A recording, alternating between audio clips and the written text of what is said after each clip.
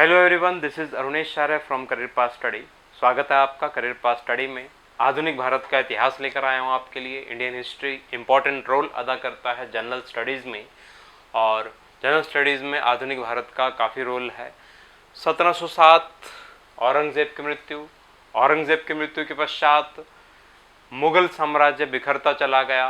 यानी जो मुग़ल साम्राज्य अपनी शान शौकत के लिए, अपने तड़क भड़क के लिए, अपनी इमारतों के लिए, हम अपनी मनसबदारी व्यवस्था के लिए ताजमहल, लाल किला, जामा मस्जिद, फतेहपुर सीकरी की इमारतें, लाहौर का किला, इलाहाबाद का किला, यानी जितनी भी मुग़ल कालीन इमारतें हैं उनके लिए फेमस था, वो तड़क भड़क, वो शान शौकत औरंगज़ेब की मृत्यु के बाद समाप्त हो जाती है। इसी कारण इतिहासकारों ने औरंगज़ेब की मृत्यु के पश्चात यानी इस 1707 वर्ष को एक विभाजक वर्ष के तौर पर देखा है। यानी यहीं से मध्यकालीन भारत का अंत और आधुनिक भारत की शुरुआत इतिहासकारों के द्वारा मानी जाती है। इसलिए आधुनिक भारत का जो टाइम पीरियड है वो माना जाता है 1707 से 1947 तक का। और इस टाइम पीरियड में, इस काल में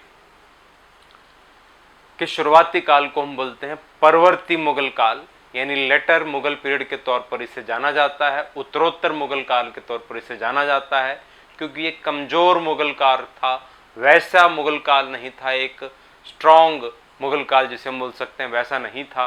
1707 में, मार्च 1707 में, 3 मार्च 1707 में औरंगज़ेब की जब मृत्यु हुई, उस समय मुगल साम्राज्य इतने बड़े हिस्से पर शासन कर रहा था। यानी अकबर का जो शासनकाल है, उस शासनकाल में मुगलों के हाथ में 15 सूबे थे, 15 राज्य थे, और वो 15 राज्य औरंगज़ेब के टाइम में बढ़कर 21 हो चुके थे। इस वजह से सबसे बड़ा मुगल एम्पायर किस शासक के टाइम में रहा, तो हम बोल सकते हैं औरंगज़ेब के टाइम में रहा। और औरंगज़ेब के टाइम में टोटल कितने सूबे थे, तो टोटल 21 सूबे थे औरंगज़ेब के टाइम में। और औरंगज़ेब के शासनकाल के अंतिम 25 वर्ष वो बीते थे इसके दक्षिण भारत में, क्योंकि 1682 में उत्तर भारत से औरंगज़ेब जब दक्षिण भारत गया तो उसके बाद औरंगज़ेब कभी भी वापस नहीं आ पाया। बहुत से इतिहासकार औरंगज़ेब को मुगल साम्राज्य के पतन का कारण मानते हैं, और दूसरा जो गुट है इतिहासकारों का, वो मुगल साम्राज्य के पतन में बाबर के समय से ही जो गलतियां मुगलों ने की थी उसका कारण मानते हैं मुगल साम्राज्य के पतन का। लेकिन यहाँ हम उनकी चर्चा नहीं करेंगे, क्योंकि वो हमारा जो है अभी हिस्सा नहीं है। हम शुरुआत कर रहे हैं 1707 से। अकबर प्रमुख शासक था हुमायूं के बाद 1556 से 1605 तक। लेकिन यहाँ मैं जिस अकबर की बात कर रहा हूँ वो है औरंगज़ेब का सबसे बड़ा पुत्र अकबर। और अकबर ने 1682 में गद्दी प्राप्त करने के लिए औरंगज़ेब के खिलाफ विद्रोह कर दिया था, और उसी के विद्रोह का दमन करने के लिए उसके पीछे जब औरंगज़ेब गया 1682 में, तो वो दक्षिण भारत गया, और दक्षिण भारत जाने के बाद औरंगज़ेब कभी उत्तर भारत वापस नहीं आ पाया। इसका पुत्र 1682 में दक्षिण भारत से मध्य एशिया की तरफ चला गया, और मध्य एशिया में वेट करता रहा औरंगज़ेब की मृत्यु का। लेकिन औरंगज़ेब उससे भी अधिक समय तक जीवित रहा, क्योंकि 1703 में अकबर की मृत्यु हो गई वेट करते हुए, और औरंगज़ेब 1707 तक जीवित रहा। तो यहाँ हम शुरुआत करते हैं decline of Mughal empire and rise of autonomous states, यानी मुगल साम्राज्य का पतन और स्वायत्त राज्यों की, स्वतंत्र राज्यों की शुरुआत। चलिए स्टार्ट करते हैं। बहुत से क्वेश्चंस आते हैं, क्वेश्चंस जैसे आते हैं एग्जाम के पॉइंट ऑफ व्यू से इसे करेंगे। 1707 से 1712 तक का टाइम पीरियड है।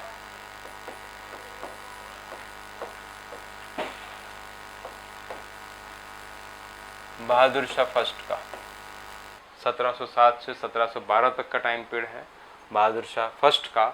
और बहादुर शाह फर्स्ट जो है ये औरंगज़ेब का सबसे बड़ा पुत्र था, जिसका नाम था मुअज्जम। औरंगजेब के 3 पुत्र थे। अकबर की मृत्यु पहले हो चुकी थी, उसके बाद में इसके 3 पुत्र थे, मुअज्जम, आजम और कामबख्श। मुअज्जम, आजम और कामबख्श। इनमें से जो मुअज्जम है, इसने अपने भाइयों की हत्या की और गद्दी प्राप्त की और गद्दी पर बैठा बहादुर शाह फर्स्ट के नाम से। यहां मैं चर्चा करना चाहूंगा बैटल ऑफ जाजो का, बैटल ऑफ जाजो का युद्ध, जिसमें जून 1707 में मुअज्जम ने आजम कामबख्श की हत्या करके गद्दी प्राप्त कर ली थी और गद्दी पर बैठा था बहादुर शाह फर्स्ट के नाम से। बहादुर शाह के नाम से एक और मुगल शासक बाद में हुआ है, इस वजह से हम इसे बोलते हैं बहादुर शाह प्रथम, बहादुर शाह फर्स्ट के नाम से इसे जाना जाता है।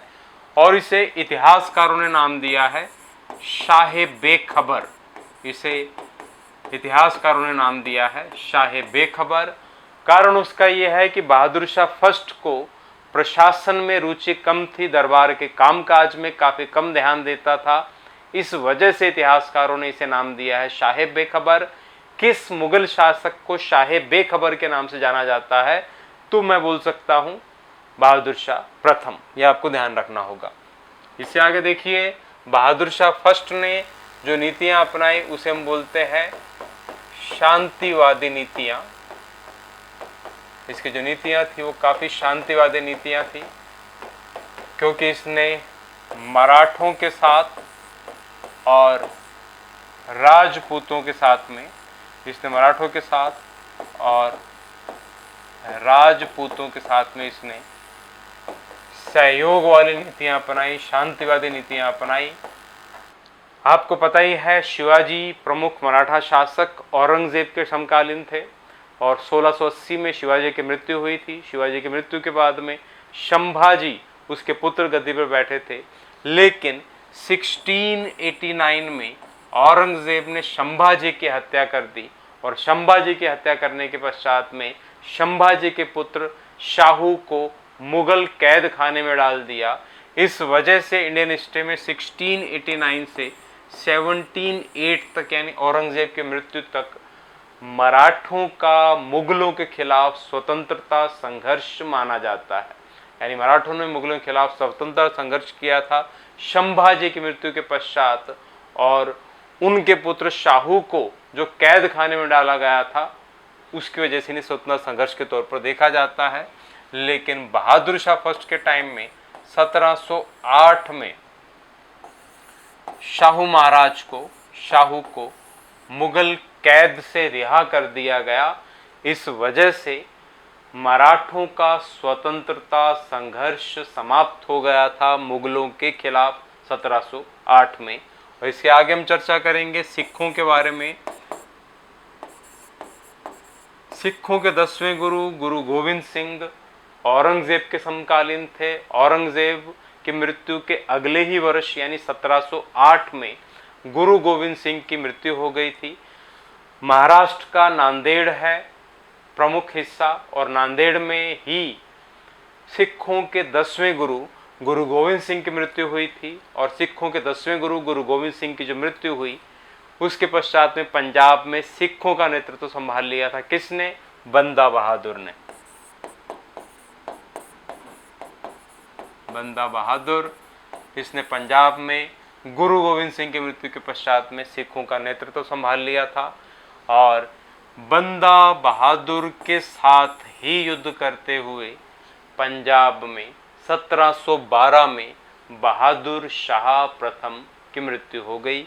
और इतिहासकार लिखते हैं कि परवर्ती मुगल काल के जो शासक हैं, यानी औरंगजेब के बाद के जितने भी मुगल शासक हैं, उन मुगल शासकों में से केवल बहादुर शाह के बारे में कुछ अच्छा लिखा जा सकता है, अदरवाइज इसके बाद के जितने भी मुगल शासक हुए हैं उनके बारे में कुछ भी पॉजिटिव नहीं लिखा जा सकता।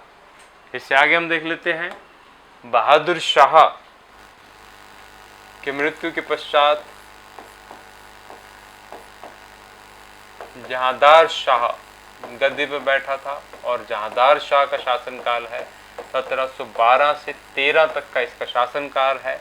और यहाँ मैं डिस्कस करना चाहूँगा जुल्फ़िकार खां के बारे में। जुल्फ़िकार खां के सहयोग से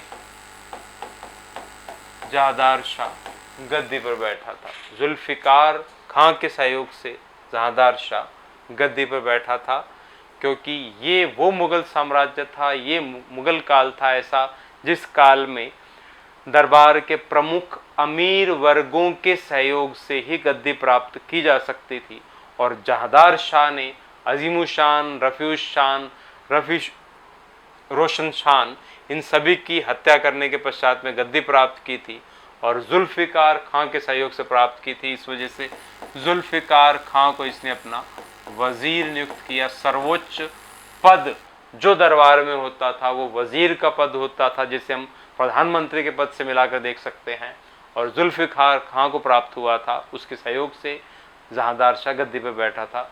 जुल्फ़िकार खां ने उस व्यवस्था पर रोक लगाई जिसके अंतर्गत अंधाधुन जो ओहदे, जो पद बांटे जाते थे मुगल दरबार में, उसके ऊपर इसने रोक लगाई। इसके अलावा जुल्फ़िकार खां ने भू राजस्व व्यवस्था के अंतर्गत इजारेदारी व्यवस्था की शुरुआत की। इजारेदारी व्यवस्था का मतलब है कि ज़मीनों को नीलाम करके जमींदारों के हाथ में दे दिया जाता था, जिसके अंतर्गत किसानों के ऊपर लगान वसूल करने का ज़्यादा दबाव बनाया जाता था। उत्तरोत्तर काल में, बाद के काल में किसानों की दशा काफ़ी खराब हुई थी। उसका प्रमुख कारण था जुल्फ़िकार खां के द्वारा इजारेदारी व्यवस्था की शुरुआत करना। इसके अलावा जहांदार शाह के टाइम में हम ये देखते हैं कि मराठों को दक्षिण भारत में चौथ और सरदेशमुखी टैक्स वसूल करने की रियायतें प्राप्त हुई थी।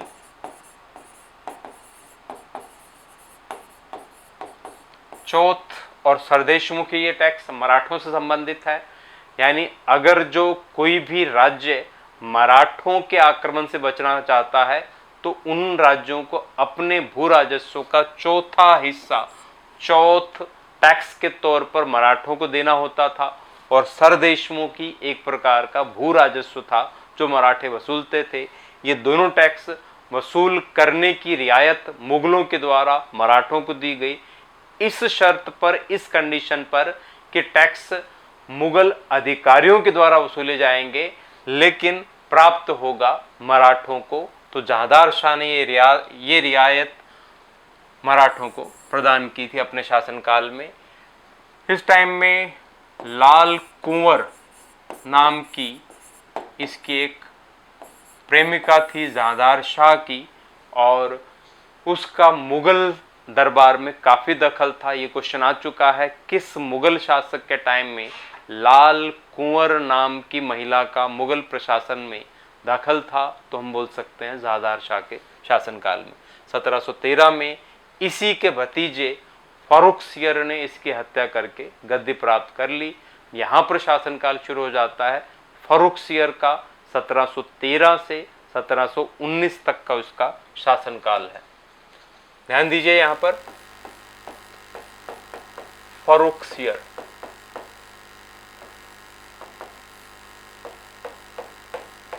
सत्रह सौ 13 से 19 तक का इसका शासनकाल है फर्रुखसियर का। और ये गद्दी पर बैठा था सैयद बंधुओं के सहयोग से, सैयद ब्रदर जिसे हम बोल सकते हैं। सैयद ब्रदर्स, दो भाई थे जिन्हें सैयद ब्रदर्स के नाम से जाना जाता है, और वो दो भाई थे, एक का नाम था अब्दुल्ला अली और दूसरे का नाम था हुसैन अली। अब्दुल्ला अली और हुसैन अली दो भाई थे जिन्हें सैयद ब्रदर्स के नाम से जाना जाता है इंडियन हिस्ट्री में, और इन्हीं के सहयोग से गद्दी पर बैठा था फर्रुखसियर। और अब्दुल्ला अली, हुसैन अली हिंदुस्तानी अमीर वर्ग से संबंधित थे, हिंदुस्तानी अमीर वर्ग से संबंधित थे।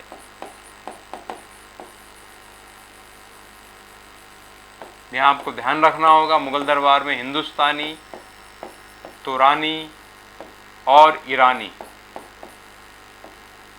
ये 3 अमीर वर्ग थे जिनका बोलबाला था दरबार में एक दूसरे के खिलाफ संघर्ष करना, एक दूसरे के खिलाफ षड्यंत्र करना, इसमें ये मशगूल रहते थे। हिंदुस्तानी गुट वो अमीर वर्ग था जिनका जन्म भारत में हुआ लेकिन वो विदेशों से संबंधित थे, उन्हें हिंदुस्तानी अमीर वर्ग कहा जाता था। और सैयद ब्रदर्स जो है हिंदुस्तानी अमीर वर्ग से संबंधित थे। तुरानी मध्य एशिया के जो विदेशी मुस्लिम थे उनका बोलबाला जो था उन्हें तुरानी कहा जाता था। और ईरानी नाम से ही संबंधित है, फारस, खुरासान, ईरान से संबंधित जो थे उसे हम बोलते हैं ईरानी अमीर वर्ग। और सैयद ब्रदर्स जो है हिंदुस्तानी गुट से संबंधित थे। इन्हीं के सहयोग से फर्रुखसियर गद्दी पर बैठा था। इसका शासनकाल 1713 से 1719 था। फर्रुखसियर के शासनकाल में जो प्रमुख घटनाएं हुई हैं उसमें मुख्य रूप से एक तो बंदा बहादुर का हम यहाँ पर डिस्कशन करेंगे। बंदा बहादुर जो गुरु गोविंद सिंह की मृत्यु के पश्चात में पंजाब में सिखों का नेता बना था। 1716 में फर्रुखसियर के टाइम में इसे पराजित करके इसकी हत्या कर दी गई और पंजाब में सिखों का जो नेता था बंदा बहादुर वो मारा गया और सिखों का संघर्ष इस दौरान पंजाब में समाप्त हो गया। इसके बाद में हम देखते हैं कि फर्रुखसियर एक प्रकार का कठपुतली शासक था। कठपुतली शासक इस वजह से कहा जा सकता है फर्रुखसियर को क्योंकि सैयद ब्रदर्स का अप्रत्यक्ष रूप से इनडायरेक्ट वे में अधिकार था साम्राज्य में। और अब्दुल्ला अली जो था सैयद ब्रदर्स में से उसे वजीर के पद पर नियुक्त किया हुआ था फर्रुखसियर ने और इसके भाई हुसैन अली को नियुक्त किया हुआ था मीर बख्शी के पद पर। मीर बख्शी के पद पर। मीर बख्शी साम्राज्य में सेनापति के पद को मीर बख्शी कहा जाता था। ये क्वेश्चन आ चुका है और इस क्वेश्चन को इस तरीके से पूछा गया था कि मुगल साम्राज्य में मीर बख्शी किस प्रकार का पद था, तो हम बोल सकते हैं कमांडर ऑफ चीफ यानी सेनापति का पद था। और वजीर जो है एक प्रकार का प्रधानमंत्री का पद होता था। 1717 में 1717 में फर्रुखसियर के शासनकाल में एक ब्रिटिश प्रतिनिधिमंडल जॉन सुरमन के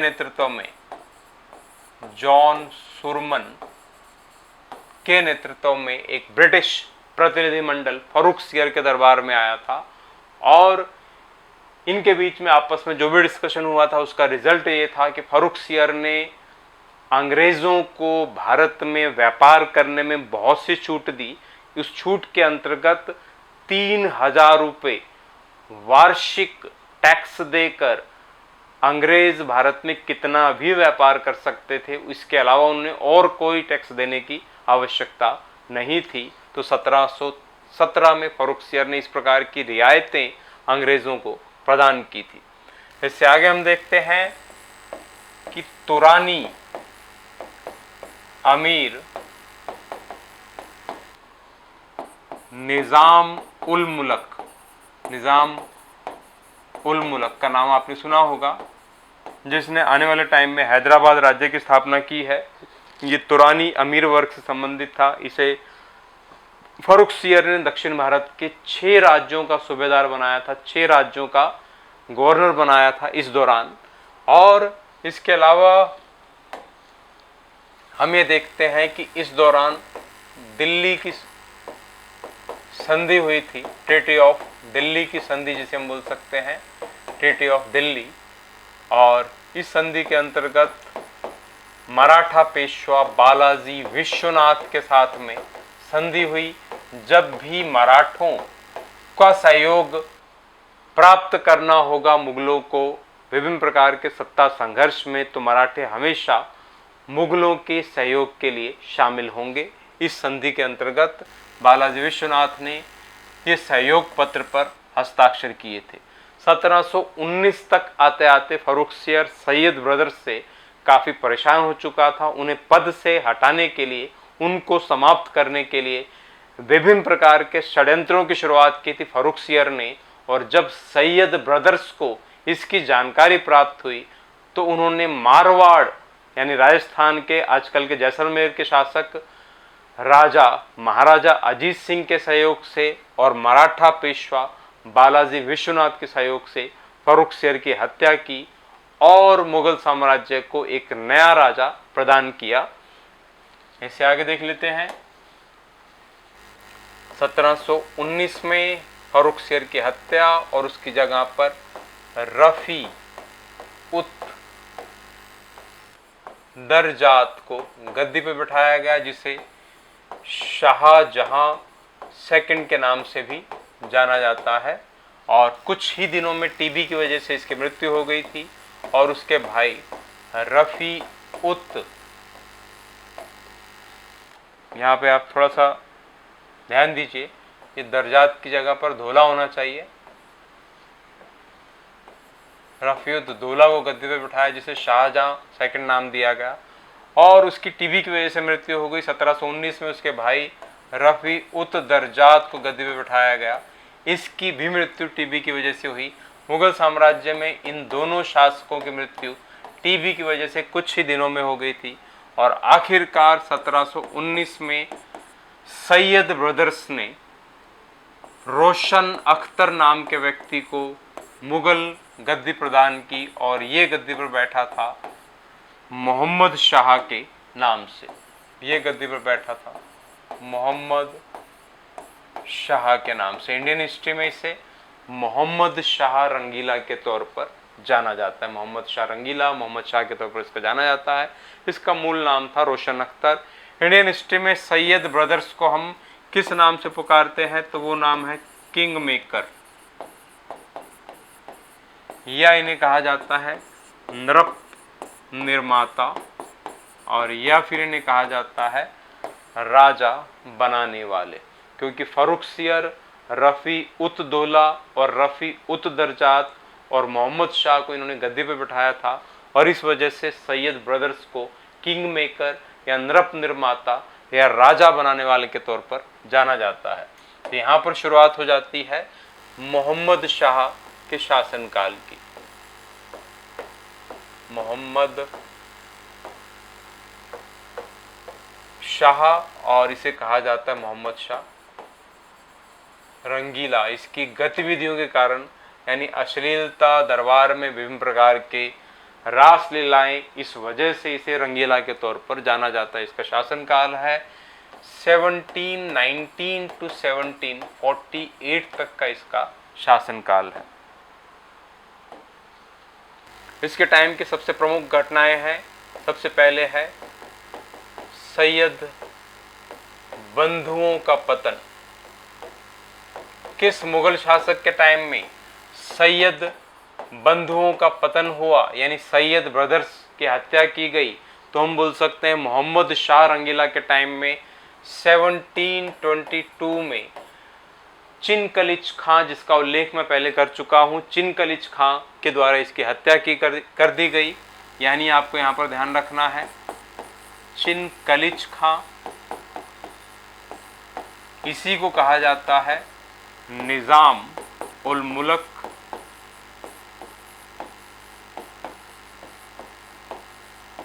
और इसी को कहा जाता है आसफ जाह। तुरानी गुट से संबंधित था चिनकलिच खां, इसे उपाधि प्राप्त हुई थी निजाम उल मुल्क की, और बाद में मोहम्मद शाह रंगीला ने इसको आसफ जाह की उपाधि दी थी, इसलिए इसको 3 नामों से जाना जाता है। और इसको मोहम्मद शाह ने अपना वजीर बनाया था और इसी के द्वारा सैयद ब्रदर्स की हत्या की गई। सैयद बंधुओं का पतन मोहम्मद शाह रंगीला के टाइम में किसके द्वारा, तो हम बोल सकते हैं निज़ाम उल मुल्क के द्वारा 1722 में।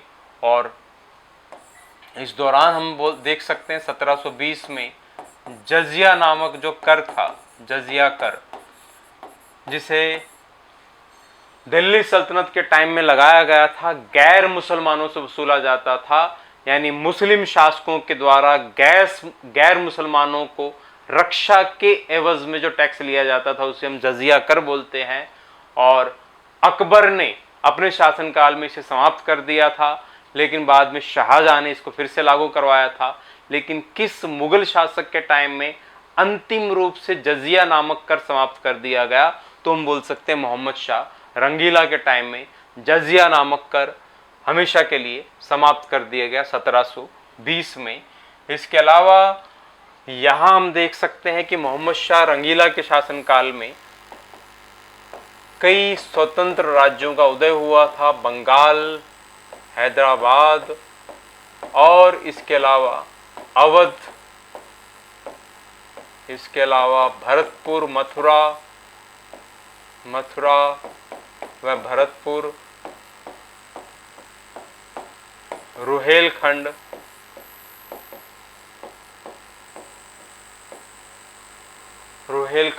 और फर्रुखाबाद, ये सभी स्वतंत्र राज्य मुगलों से अलग होकर किसके शासनकाल में स्वतंत्र राज्य बने, स्वायत्त राज्य बने? तो हम बोल सकते हैं मोहम्मद शाह रंगीला के टाइम में। बंगाल 1720 में स्वतंत्र राज्य बना, हैदराबाद 1724 में स्वतंत्र राज्य बना, अवध 1722 में स्वतंत्र राज्य बना, और इसी दौरान 1722-24 के बीच में ये भी स्वतंत्र राज्य बने। बंगाल स्वतंत्र राज्य की स्थापना किसके द्वारा की गई? तो बंगाल स्वतंत्र राज्य की स्थापना की गई थी मुर्शीद कुली खां के द्वारा। बंगाल स्वतंत्र राज्य की स्थापना मुर्शीद कुली खां के द्वारा की गई। हैदराबाद स्वतंत्र राज्य की स्थापना आपको पता ही है निजाम उल मुल्क के द्वारा की गई। अवध स्वतंत्र राज्य की स्थापना सादत अली खां के द्वारा की गई। मथुरा भरतपुर स्वतंत्र राज्य की स्थापना बदन सिंह के द्वारा की गई, और रुहेलखंड की स्थापना रुहेलों के द्वारा की गई। गंगा यमुना नदियों के बीच का हिस्सा दोआब क्षेत्र, वहां पर रुहेलखंड राज्य की स्थापना रुहेलों ने की थी, और फर्रुखाबाद की स्थापना बंगश खां के द्वारा। तो ये स्वतंत्र राज्य, ये स्वायत्त राज्य जो है मोहम्मद शाह रंगीला के टाइम में स्थापित हुए थे। मुर्शीद कुली खां, इसने बंगाल राज्य की स्थापना की। निजाम उल मुल्क मुगल दरबार के षड्यंत्रों से परेशान होकर दक्षिण भारत चले गए, और वहां जाकर उन्होंने हैदराबाद राज्य की स्थापना की, और उसके राज्य को मान्यता प्रदान कर दी मोहम्मद शाह ने, और उसे आसफ जाह की उपाधि प्रदान की। इस वजह से हैदराबाद में हम बोलते हैं आसफ जाही वंश के तौर पर वो जाना जाता है। सादत अली खान ने अवध राज्य की स्थापना की। ये तीनों ज़्यादा इंपॉर्टेंट है, ये ज़्यादा इंपॉर्टेंट हमारे लिए नहीं है। मथुरा भरतपुर बदन सिंह, रुहेलखंड रुहेलों के द्वारा, और फर्रुखाबाद बंगश नवाबों के द्वारा इनकी स्थापना की गई थी। इससे आगे हम देखते हैं करनाल का युद्ध। काफी इंपॉर्टेंट है करनाल का युद्ध। 1739 का करनाल का युद्ध मोहम्मद शाह रंगीला के टाइम में हुआ था, यानी ईरान के प्रमुख शासक नादिर शाह ने भारत पर आगमन किया था। और नादिर शाह को हम किस नाम से जानते हैं? तो नादिर शाह को विश्व इतिहास में ईरान का नेपोलियन कहा जाता है, नेपोलियन ऑफ ईरान के तौर पर जाना जाता है नादिर शाह को। 1739 में मोहम्मद शाह के साथ में हरियाणा के करनाल में इनके बीच में युद्ध हुआ, उसे हम बोलते हैं बैटल ऑफ करनाल, या करनाल का युद्ध इसे कहा जाता है। और इस युद्ध में नादिर शाह ने मोहम्मद शाह को पराजित कर दिया। मुगल साम्राज्य के दरबार के षड्यंत्रों की पराकाष्ठा यहाँ पर दिखाई देती है, यानी निजाम उल मुल्क ने मोहम्मद शाह की तरफ से युद्ध में भाग लिया था। अवध के नवाब सादत अली खान ने भी युद्ध में भाग लिया था, और जब ये सभी पराजित हो गए तो नादिर शाह को वहीं से वापस भेजने के लिए निजाम उल मुल्क ने तैयार कर लिया। सिर्फ 50 लाख रुपए युद्ध के हर जाने के तौर पर नादिर शाह को हम प्रदान कर देते हैं, और नादिर शाह जो है यहाँ से वापस जाने को राजी हो गया। लेकिन अवध के नवाब ने एक तरीके से उकसाया नादिर शाह को कि अगर जो वो दिल्ली जाएगा तो उसको बहुत ज़्यादा धन प्राप्त होगा, 50 लाख जैसी तुच्छ धनराशि तो अवध का नवाब खुद उसे प्रदान कर सकता है। तो नादिर शाह ने अवध के नवाब के ऊपर फोर्स दिया कि उतनी धनराशि तो वो खुद प्रदान करे, और नादिर शाह दिल्ली की तरफ आ गया। इस दौरान एक अफवाह फैल गई कि नादिर शाह मारा गया, और इस वजह से बहुत से मुगल सैनिकों ने हत्या कर दी नादिर शाह के सैनिकों की। और जब ये जानकारी नादिर शाह को प्राप्त हो गई तो उसने दिल्ली में कत्लेआम मचाने का, लूटपाट मचाने का फरमान जारी कर दिया। 57 दिन तक, 57 डेज तक नादिर शाह दिल्ली में रहा, और शायद ही दिल्ली का कोई घर रहा होगा जिसे ना लूटा गया हो। 57 दिन तक लगातार दिल्ली को लूटा गया, और इस लूटपाट के पश्चात नादिर शाह जब भारत से वापस गया तो तख्ते ताउस का नाम आपने सुना होगा। तख्ते ताउस, जिसे मयूर सिंहासन भी कहा जाता है, तख्ते ताउस या जिसे हम मयूर सिंहासन भी बोलते हैं, जो शाहजहां के द्वारा बनाया गया था। एक सोने का बना हुआ, हीरे जवाहरात से जड़ा हुआ सिंहासन था, दिल्ली के लाल किले के दीवाने आम में रखा गया था। उसे नादिर शाह जाते हुए अपने साथ ले गया था। और इसके अलावा कोहिनूर के हीरे का नाम आपने सुना होगा, कोहिनूर का हीरा, जिसका सबसे पहली बार उल्लेख दिल्ली सल्तनत में अलाउद्दीन खिलजी के टाइम में होता है। यानी अलाउद्दीन खिलजी को कोहिनूर का हीरा प्राप्त हुआ था वारंगल के शासक प्रताप रुद्रदेव के द्वारा, और वारंगल के शासक प्रताप रुद्रदेव को वारंगल की खान से वो प्राप्त हुआ था कोहिनूर का हीरा। शाहजहां ने कोहिनूर के हीरे को मुगल ताज में जड़वाया था, और इस दौरान करनाल के युद्ध में पराजित होने के पश्चात में जब नादिर शाह ने दिल्ली को लगातार लूटा था, उस दौरान तख्ते ताउस, कोहिनूर का हीरा, विभिन्न प्रकार के हीरे जवाहरात, विभिन्न प्रकार की धनराशि, बहुत से कारीगर, 500 से ज्यादा कारीगर, विभिन्न प्रकार के हाथी घोड़े नादिर शाह जो है जाते हुए भारत से ले गया। और 1748 में मोहम्मद शाह की मृत्यु हो गई। मोहम्मद शाह की मृत्यु, और दूसरी तरफ अफगानिस्तान, ईरान के हिस्सों में नादिर शाह के पश्चात उसका उत्तराधिकार बना अहमद शाह अब्दाली। आने वाले टाइम में अहमद शाह अब्दाली ने भारत में बहुत से आक्रमण किए, और 1767 में अहमद शाह अब्दाली ने लास्ट आक्रमण किया था। इस बीच इसने भारत में बहुत से आक्रमण किए। पंजाब के हिस्सों में, दिल्ली के आसपास के हिस्सों में अहमद शाह अब्दाली ने आक्रमण किए, जिनमें सबसे प्रमुख आक्रमण भारत में अहमद शाह अब्दाली का माना जाता है, पानीपत का तीसरा युद्ध। इसके ऊपर हम आगे चर्चा करेंगे। मोहम्मद शाह रंगीला की मृत्यु 1748 में हुई। उसकी मृत्यु के पश्चात उसका पुत्र अहमद शाह गद्दी पर बैठा। उसका शासनकाल है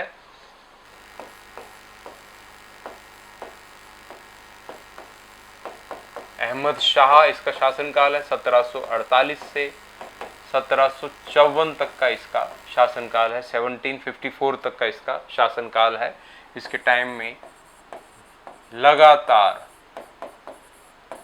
अहमद शाह अब्दाली के आक्रमण होते रहे, और अहमद शाह अब्दाली के 5 आक्रमण इसी के शासनकाल में भारत में हुए थे।